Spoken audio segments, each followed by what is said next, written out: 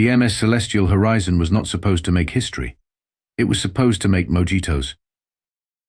Captain Dax Murphy stood on the bridge of Earth's first interstellar cruise liner, squinting at the navigation console. A former cargo hauler who jumped at the chance to captain something with actual windows, Dax had approximately zero experience with deep space navigation. The fact that he was now the face of humanity's first encounter with alien life was, to put it mildly, a cosmic joke. Captain? First Officer Tina Patel pointed at the blinking red notification on the main screen. We appear to have crossed into some kind of restricted zone. Restricted? By who? We're 50 light years from Earth. Dax tugged at his ridiculous white captain's uniform with gold epaulets that the cruise company had insisted would inspire confidence among passengers. The answer came in the form of 3 sleek, silvery vessels materializing around them. Their hulls adorned with strange geometric patterns that seemed to shift and change as Dax stared at them. Those would be the Who, sir, Tina said dryly, adjusting her glasses, and they're hailing us. The main screen flickered to life, revealing what appeared to be a humanoid lizard wearing elaborate metallic armor, its amber eyes narrowed in suspicion. An identified vessel. The lizard said in surprisingly perfect English, thanks to some kind of translation technology, you have entered Galactic Protectorate restricted space. Identify your purpose, or be vaporized. Dax straightened his ridiculous hat and cleared his throat. This is Captain Dax Murphy of the MS Celestial Horizon, an Earth, pleasure vessel. He winced at how that sounded. I mean a cruise ship with civilians, who drink drinks, with little umbrellas. Behind him, the ship's entertainment director, Joey Jazz Hands Martinez, was frantically trying to herd a group of elderly tourists away from the bridge. Nothing to worry about, folks. Just a little navigational hiccup. The all-you-can-eat buffet is still open. The alien commander's eyes widened, pupils dilating to almost comical proportions. A civilian vessel? From Earth? Impossible. I assure you, it's extremely possible, Dax said, gesturing around the bridge, which featured not only standard navigation equipment, but also a frozen margarita machine that had been bolted to a console. We're just a little off course. If you could point us back toward the Kepler 186 system, we have a scheduled stop at the new colony there. The passengers are very excited about the low-gravity Gulf. The alien commander turned away from the screen, engaging in urgent conversation with an off-screen advisor. When he turned back, his demeanor had completely changed. I am Admiral Vrok'thar of the Galactic Protectorate. Your vessel will be escorted to our nearest diplomatic station. Do not deviate from our course or attempt any maneuvers. Maneuvers? Dax laughed nervously. The only maneuvers this ship can perform involve parallel parking near a resort planet, and even that's a stretch. As the communication ended, Tina leaned in close. Sir, why do I get the feeling they think we're something we're not? Dax stared out the viewport at the sleek alien ships, now positioned in a tight escort formation around the bulky cruise liner with its gaudy neon signage and exterior swimming pool. Because, Tina, he sighed, the universe has a terrible sense of humor. Admiral Vrok'thar paced the command deck of the diplomatic station, his tail twitching nervously as he addressed his senior staff. The humans have been playing us for fools, he hissed. All our intelligence suggested they were centuries away from interstellar travel. Yet here they are, in our restricted space, with what is clearly a military vessel disguised as what did they call it? A cruise ship? Commander Zix, his science officer, tilted her head. But Admiral, our scans show minimal weapons capabilities. Their hull is surprisingly thin in places, and they appear to have transparent sections with humans floating in treated water. Precisely. Vrok'thar slammed his clawed hand on the table. What better way to disarm your opponents than to present as harmless? The psychological warfare is brilliant. Look at the vessel's design, garish colors, exposed civilians, no apparent defenses. It's meant to confuse us. Across the station, in a hastily prepared reception area, Milo Jenkins was having the worst day of his short diplomatic career. As Earth's only available translator with any xenolinguistic training, He'd written his thesis as on theoretical alien grammar structures. He'd been shuttled from the nearby research outpost to help with this unexpected first contact. "So let me get this straight," Milo said, tugging at his rumpled shirt collar. "You want me to translate for the captain of a cruise ship that accidentally wandered into alien territory?" The U Emergency Response Coordinator nodded grimly over the video link. "That's correct, Mr. Jenkins. You're our only option right now. The actual diplomatic team is 8 days out." Milo glanced at the doors, behind which waited not only Captain Murphy but also Admiral Vrok'thar and the Galactic Protectorate delegation. "And what exactly am I supposed to say?" "Be respectful, don't make promises, and for God's sake, don't let them know this was an accident. The last thing we need is for Earth's first alien contact to be because some cruise captain can't read a star chart." When Milo entered the meeting room, he found Captain Murphy already chatting animatedly with Admiral Vrok'thar, gesturing expansively with a drink in hand where he'd gotten it. Milo couldn't guess. "And that's when I told the company, listen, if you're going to call it a celestial cruise, we should actually go see some celestial bodies, am I right?" Dax was saying, his captain's hat slightly askew.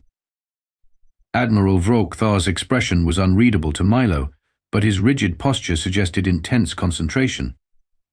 "Ah, Mr. Jenkins," Dax called out, "our translator has arrived, though these fine folks seem to have that covered with their tech. Admiral Vrok'thar was just explaining how impressed they are with our ships. What was it again?" "Your apparent structural containment capabilities," Vrok'thar said stiffly. "The way your vessel exposes vulnerable areas, yet clearly contains powerful systems beneath. It's a bold statement." Milo blinked in confusion. "I'm sorry, what?" "The windows," Dax Stage whispered. "They think it's badass that we have windows. And the pool. They're super impressed by the pool." Milo felt a headache blooming behind his eyes. "Captain, a word." He pulled Dax aside while Admiral Vrok'thar conferred with his staff. "They think we're a military power," Dax explained quickly. "They think the Celestial Horizon is some kind of advanced warship disguised as a civilian vessel. I tried to tell them otherwise, but they just think it's clever misdirection." "And you didn't correct them?" Milo hissed. "Yes, of course I did.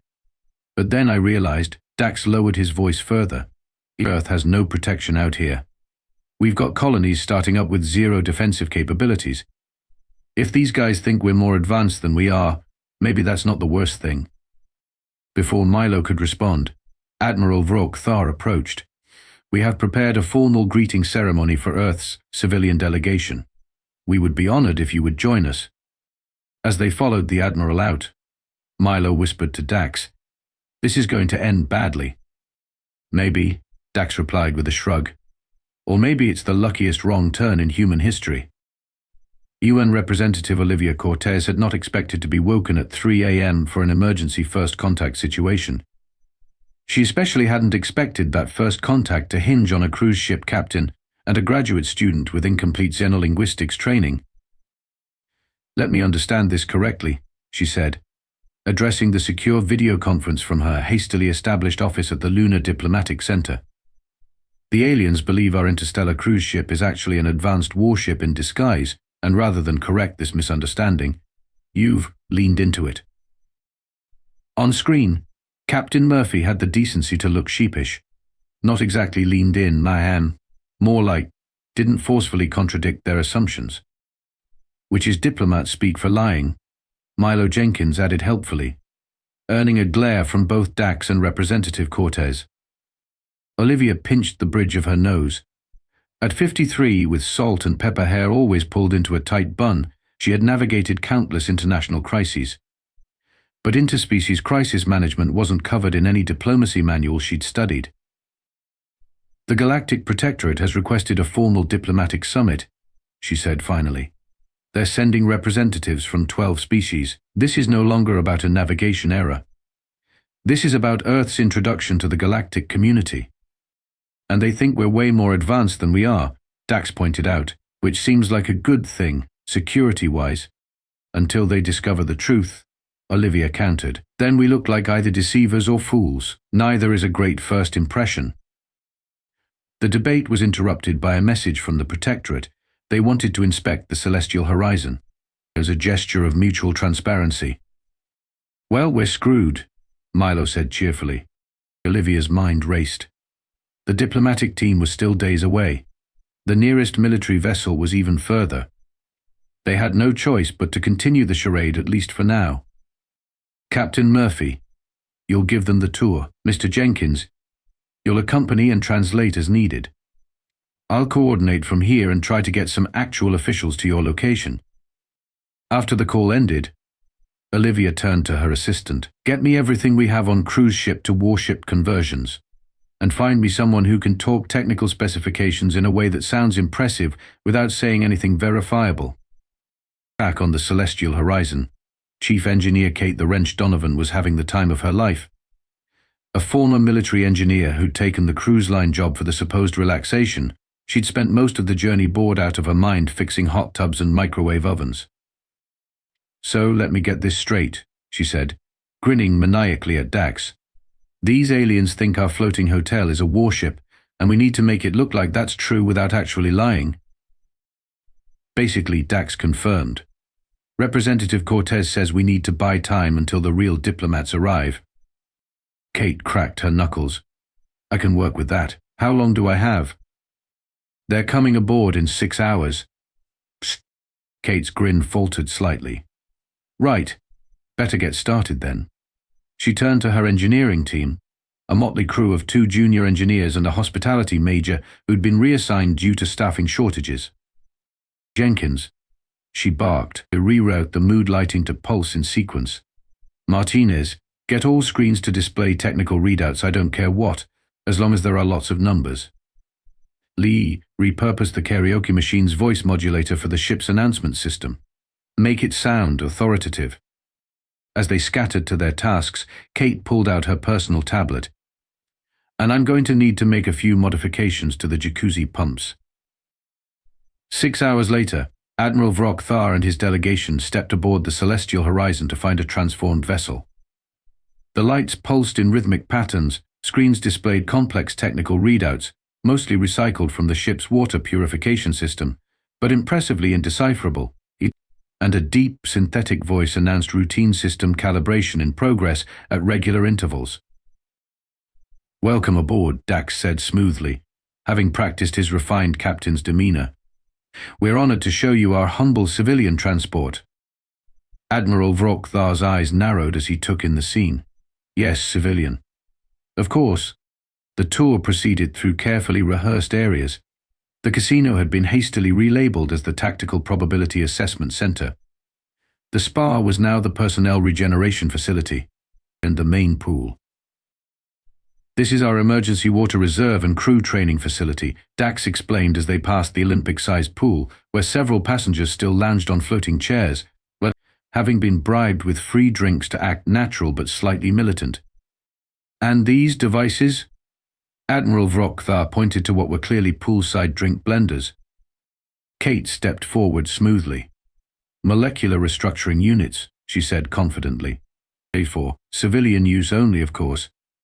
The Admiral nodded knowingly. Of course. As the tour continued, a strange thing happened. Rather than growing more suspicious, the Admiral and his team seemed increasingly impressed, whispering among themselves at each new revelation. Your commitment to the facade is admirable, Vrok'thar said finally. We understand the need for discretion. Dax, Kate, and Milo exchanged glances. Somehow, the worse their explanations became, the more convinced the aliens were of Earth's cunning and technological prowess. It was going better than any of them could have hoped. Until the ship's actual purpose reasserted itself in the most embarrassing way possible. The problem with pretending a cruise ship is a warship is that cruise ships are designed for one thing, ensuring passengers achieve maximum relaxation with minimum effort. And the Celestial Horizon's automated systems were programmed to facilitate this mission with relentless efficiency. Admiral Vrok'thar and his delegation had just entered the repurposed main dining hall, now labeled as the Strategic Planning and Nutrition Facility, when the ship's AI made its scheduled announcement. Good afternoon, sun shines," boomed the overly cheerful voice through the speakers. Despite Kate's best efforts to reprogram it, the personality settings remained stubbornly upbeat. "It's Tropical Tuesday. Don't forget to join us on the Lido deck for limbo and complimentary fruit daiquiris. Contestants for the most outrageous swimwear contest should register with Joey by the Tiki Bar." A mortified silence fell over the human escort team. Milo looked like he wanted to dissolve through the floor. Dax maintained a frozen smile. Kate rapidly tapped on her tablet, trying to override the announcement system. Admiral Vrok'thar's head tilted curiously. An interesting code. Dax seized the opportunity. "Yes, exactly. Our morale codes are designed to sound trivial to untrained ears." The Admiral nodded gravely. "Psychological warfare through apparent frivolity. Ingenious. Ingenious." Before anyone could respond, the dining hall's automated systems activated. The lights dimmed, soft oceanic music began playing, and the ceiling panels retracted to reveal a transparent dome showing the stars above. Around them, tables began reconfiguring themselves into the evening dinner arrangement, and from hidden compartments, the decorative centerpieces emerged featuring animatronic dancing dolphins. "Atmospheric combat simulation," Kate blurted out, "for training purposes." The Admiral's security detail tensed, hands moving to their weapons. "This is a combat exercise?" No, Milo interjected quickly. "It's environmental adaptation training for various planetary conditions." Just then, a parade of service robots rolled into the hall, each carrying trays of elaborately garnished cocktails and wearing tiny sombreros. "Hola, amigos." They chorused in synchronized greeting. "Who's ready for some south-of-the-border flavor fiesta?" Kate closed her eyes in defeat. There was no military explanation for tiny sombreros. But before disaster could fully unfold, alarms began blaring throughout the ship. Real alarms. "Chief," called a frantic voice over Kate's communicator. "We've got a problem with the reactor coolant system." This, at least, was not part of the charade. The Celestial Horizon used a modest fusion reactor, revolutionary for a civilian vessel, but primitive compared to what a true military ship would possess. And now it was malfunctioning. "I need to get to engineering," Kate said. All pretense dropped in the face of genuine crisis. Admiral Vrok'thar's expression shifted to something unreadable. "We will accompany you. Perhaps we can be of assistance." With no time to argue, the entire group hurried toward the engine room. As they moved, the ship's systems began failing in cascade. Gravity fluctuated. Emergency lights flickered. And worse, the endless entertainment features of the cruise ship activated. Randomly holographic dancers appeared in corridors, confetti cannons fired from ceiling panels, and the ship's virtual assistant began cheerfully announcing winners of last week's shuffleboard tournament. "Our defensive countermeasures are activating," Dax improvised desperately as they dodged a suddenly materialized holographic conga line. Admiral Vrok'thar's security team moved in tight formation, beacon weapons drawn but clearly confused about whether to shoot at the holographic elderly couple doing the tango directly in their path. "Most impressive," the Admiral muttered, ducking as a blast of celebratory streamers shot overhead. "Your distraction protocols are quite effective." They reached the engine room to find chaos. Junior engineers were frantically working at control panels while warning lights flashed across every display. The central reactor housing was surrounded by a containment field that was visibly fluctuating. "Report." Kate barked, all pretense of formality abandoned. "The cooling system is failing," responded Engineer Patel, wiping sweat from her brow. "We've got maybe 10 minutes before meltdown." Admiral Vrok'thar stepped forward. "This is not a drill, is it?" "No," Kate admitted. "This is a real emergency." The Admiral nodded once, then turned to his science officer, Commander Zix. "Assist them." The slender alien stepped forward, examining the control systems with practiced efficiency. "Your reactor design is unusual," she commented diplomatically, clearly struggling not to say primitive. "It's our civilian model," Milo offered weakly. "Of course," Zix replied, not looking up from the controls. "I can recalibrate your cooling system. but I'll need access to your primary control matrix. Kate hesitated only briefly before authorizing the access. Earth's first interstellar cruise ship was about to be saved by the very aliens they'd been trying to impress with smoke and mirrors. As Zix worked, the ship's entertainment director burst into the engine room, somehow still maintaining his professional smile despite the crisis. "Hey folks, quick question, should I cancel the midnight chocolate buffet or just move it to the secondary dining room?" All eyes turned to Joey, who suddenly realized he'd interrupted something important. "Perhaps," Admiral Vrok'thar suggested dryly, "the tactical chocolate deployment can wait until after we prevent a reactor meltdown." Joey's smile never faltered. "Absolutely, sir. I'll just reschedule that." He backed out of the room, giving an enthusiastic thumbs up to no one in particular. Commander Zix finished her work with remarkable speed, and the warning lights began to fade. The reactor stabilized, and a collective sigh of relief swept through the engine room.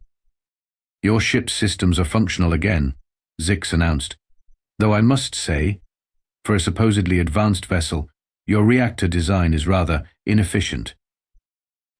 The moment of truth had arrived. The charade couldn't continue, not after aliens had seen the actual workings of the ship's systems. Kate exchanged glances with Dax and Milo, a silent conversation passing between them. It was Dax who finally spoke. "Admiral, I think it's time we had an honest conversation about exactly what kind of ship the Celestial Horizon really is." The Admiral's expression remained unreadable. "Yes, Captain. I believe it is." In the suddenly quiet engine room, Captain Dax Murphy straightened his ridiculous hat one last time and decided to embrace honesty. "Admiral Vrok'thar, the Celestial Horizon is exactly what we said it was from the beginning, a cruise ship, a vacation vessel. Its purpose is transporting humans to different locations so they can drink colorful beverages and take pictures of themselves in front of interesting stellar phenomena." Admiral Vrok'thar's expression remained unnervingly still. "A civilian vessel." "Completely civilian," Kate confirmed. "The most advanced weapons system on board is the T-shirt cannon they use during deck parties." The Admiral's tail twitched once, twice. Then he turned to his science officer. "Commander Zix, your assessment?" Zix consulted her scanning device. "The reactor we just stabilized is indeed rudimentary by our standards, but remarkably compact considering its output. Their artificial gravity system is surprisingly elegant despite its simplicity. And their hull." She paused, double-checking her readings. "Their hull is primarily composed of conventional materials that would provide minimal protection against standard weapons." An uncomfortable silence filled the room as the Galactic Protectorate delegation exchanged meaningful glances. "If this is truly your civilian technology," Admiral Vrok'thar said slowly, "then your actual military capabilities must be." He didn't finish the sentence. He didn't need to. The implications hung in the air like a sword. "Oh no, this is literally our most advanced ship," Milo blurted out. "We don't even have warships that can leave our solar system yet." Kate elbowed him sharply. But the damage was done. Admiral Vrok'thar's eyes widened, his pupils dilating to full circles. "You expect us to believe that a species capable of building a vessel like this, with transparent hull sections, artificial gravity, and entertainment systems that could easily be weaponized, has not developed corresponding military technology?" "Well, when you put it that way," Dax began, but the Admiral cut him off with a raised hand. "A species that prioritizes leisure space travel before military conquest." The Admiral's voice had taken on a new tone, something like awe mixed with terror. "A civilization so confident in its position that it sends its civilians boldly into space in vessels designed for comfort rather than survival." The delegation erupted into urgent, hushed conversation in their native language. Translator devices caught fragments, unprecedented, unthinkable, and something that translated roughly as terrifyingly sensible. Finally, Admiral Vrok'thar turned back to the humans. "Captain Murphy, the Galactic Protectorate would like to formally establish diplomatic relations with Earth. Immediately. And with extremely favorable terms." Dax blinked in confusion. "You're not angry that we let you believe we were more advanced?" "Captain, The Admiral said gravely, "If this is what humans build when they're relaxing, I shudder to imagine what you'll create when you decide to make war." 6 months after the MS Celestial Horizon's wrong turn into history, Earth had become the most discussed planet in 12 star systems. Representative Olivia Cortez stood at the observation window of the newly constructed Galactic Embassy on Luna, watching shuttles arrive for the ceremonial signing of what was being called the most one-sided peace treaty in known space. "They're still terrified of us," she remarked to Milo Jenkins, now officially Earth's first seasonal linguistic ambassador, "despite seeing our actual technology level." "Maybe because of it," Milo replied. "Admiral Vrok'thar's report to the Galactic Council called us the most dangerously casual species ever encountered. Apparently, our willingness to explore space in what amounts to floating hotels suggests either suicidal bravery or unimaginable hidden power." "And no one corrected that impression?" Olivia asked, arching an eyebrow. Milo shrugged. "Would you?" The terms of the treaty were indeed remarkable: guaranteed non-aggression from all Protectorate species, open sharing of certain technologies, carefully selected to seem generous while not too advanced, and exclusive trading rights for Earth goods, particularly something called entertainment content, which apparently the rest of the galaxy was desperate for. On Earth, the crew of the Celestial Horizon had returned to a hero's welcome.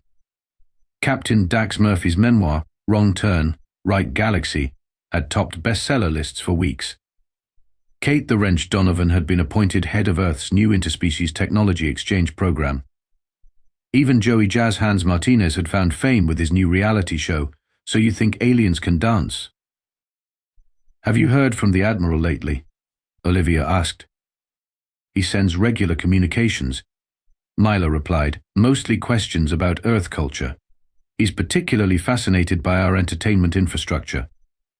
Apparently, the concept of cruise ships has caused something of a philosophical crisis in Protectorate military doctrine." Their conversation was interrupted as a junior diplomat rushed in, tablet in hand. "Representative Cortez, the Arcturian delegation is requesting clarification on our defensive fleet deployment timeline." "Tell them it remains classified," Olivia said smoothly, "but assure them that Earth honors all its treaty obligations." After the junior diplomat left, Milo gave her a knowing look. "Still playing the game, I see." "It's not a game if it works," Olivia replied. "Fear of the unknown is a powerful diplomatic tool. As long as they believe we could have warships, we don't actually need them." Meanwhile, at the newly established Lunar Military Development Facility, Captain Murphy had been invited for a special preview tour. Led through secure corridors by General Haley Wong, he found himself standing before a massive viewport overlooking a construction bay. "Is that what I think it is?" Dax asked, staring at the sleek vessel taking shape below. "The U.S. deterrent," General Wong confirmed. "Earth's first actual interstellar warship, based partly on Protectorate designs they shared, partly on our own innovations." Dax studied the ship with professional interest. Unlike the boxy, ornate design of the Celestial Horizon, the deterrent was all smooth lines and functional elegance. No exterior pools, no observation lounges, no dance floors. "It's smaller than I expected," he commented. "More efficient." The general replied, "And this is just the prototype. The actual fleet will be considerably more impressive." "Do the aliens know about this?" Dax asked. General Wong smiled thinly. "Official policy is neither to confirm nor deny the existence of military vessels. Let them keep wondering." As they turned to leave, Dax caught sight of another set of blueprints on a nearby console designs for what appeared to be an even larger vessel, with sections labeled Diplomatic Reception Hall, Cultural Exchange Center, and Interspecies Recreation Deck. "What's that one?" he asked. The general's smile widened. "That, Captain Murphy, is the future. We've learned an important lesson from your accidental first contact. Sometimes the most powerful ship isn't a warship at all." Dax laughed. "So we're actually building warships disguised as cruise liners now?" "No," General Wong replied, shutting down the display. "We're building cruise liners with the capability to defend themselves. After all, the galaxy's already terrified of our vacation ships. Imagine their reaction if one actually fired back." As Captain Murphy left the facility, he couldn't help but smile at the cosmic irony. Humanity had bluffed its way into galactic politics with nothing but a misunderstanding and a floating hotel with a malfunctioning reactor. And now, that bluff had become a self-fulfilling prophecy. Somewhere in deep space, Admiral Vrok'thar was probably still having nightmares about what human warships might look like. Little did he know, Earth's most terrifying vessels would come equipped with shuffleboard courts and all-you-can-eat buffets. The galaxy had no idea what was coming,